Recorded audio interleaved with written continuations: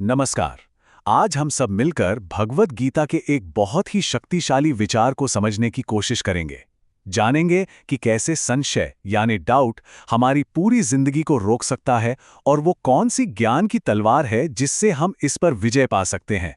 कभी ना कभी जीवन में ऐसा पल तो जरूर आता है ना, जब हम किसी फैसले के मोड़ पर खड़े होते हैं और संशय का एक घना कोहरा हमारे रास्ते को धुंधला कर देता है। क्या करें, क्या ना करें, ये एक ऐसा अनुभव है जिससे हम सब गुजरे हैं। देखिए, गीता में इस बारे में एक बहुत ही गंभीर बात कही गई है। बिल्कुल साफ साफ बताया गया है कि जो व्यक्ति संशय में जीता है ना, उसके लिए ना तो इस दुनिया में सुख है और ना ही किसी और लोक में।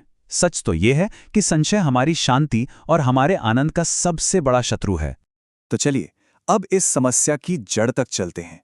आखिर ये विनाशकारी संशय ये पैदा कहां से होता है? गीता इसके 3 मुख्य कारण बताती है और कमाल की बात यह है कि ये तीनों एक दूसरे से जुड़े हुए हैं। तो पहला मूल है विवेकहीन होना। इसका अर्थ क्या है? इसका मतलब है जब कोई व्यक्ति अपनी बुद्धि से अपने मन, अपने शरीर और अपनी इंद्रियों को नियंत्रण में नहीं रख पाता। जब हमारी भावनाएं और इच्छाएं हमारे विवेक पर, हमारी समझ पर हावी हो जाती हैं, बस वहीं से संशय का जन्म होता है। दूसरा कारण है श्रद्धा रहित होना। मतलब जब किसी को अपने चुने हुए रास्ते पर, अपने सिद्धांतों पर या उस प्रक्रिया में ही विश्वास न हो जिस पर वो चल रहा है, तो उसका मन स्थिर कैसे रहेगा? श्रद्धा की यही कमी संशय को और भी ज्यादा गहरा कर देती है। और फिर इन दोनों का परिणाम होता है एक ऐसा मन जो हमेशा संशय से ही भरा रहता है।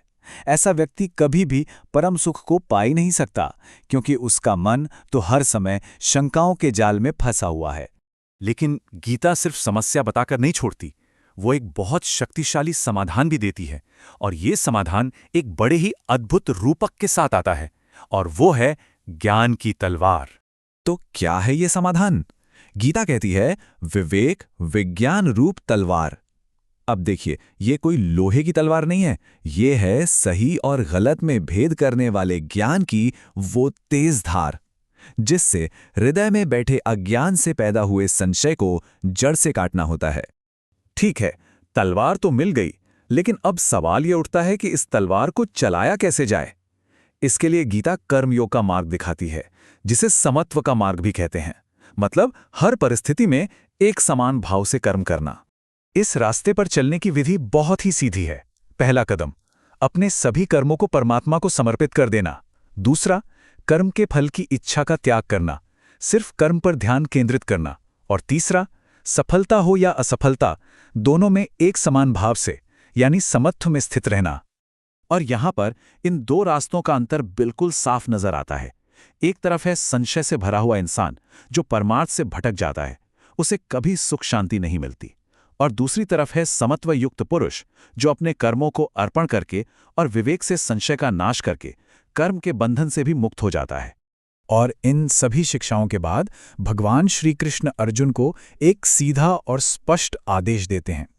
ये सिर्फ एक सलाह नहीं है, ये अपने कर्तव्य को पूरा करने का एक बहुत शक्तिशाली आह्वान है। यहां युद्ध का मतलब कोई बाहरी रणक्षेत्र नहीं है, नहीं। यह युद्ध तो हमारे मन के भीतर का युद्ध है, हमारे अपने संशयों के खिलाफ, हमारी अपनी हिचकिचाहट के खिलाफ। ये आदेश है कि ज्ञान की वो तलवार उठाओ, अपने सारे संदेहों को काटो और अपने कर्तव्य का पालन करने के लिए खड़े हो जाओ। तो अंत में ये प्रश्न हम सबके लिए है। हजारों साल पुराना ये ज्ञान आज भी उतना ही सच है। जरा अपने जीवन में देखें और सोचें, वो कौन सा संशय है, वो कौन सी शंका है जिसे आज इस ज्ञान की तलवार से काटने का निश्चय किया जा सकता है।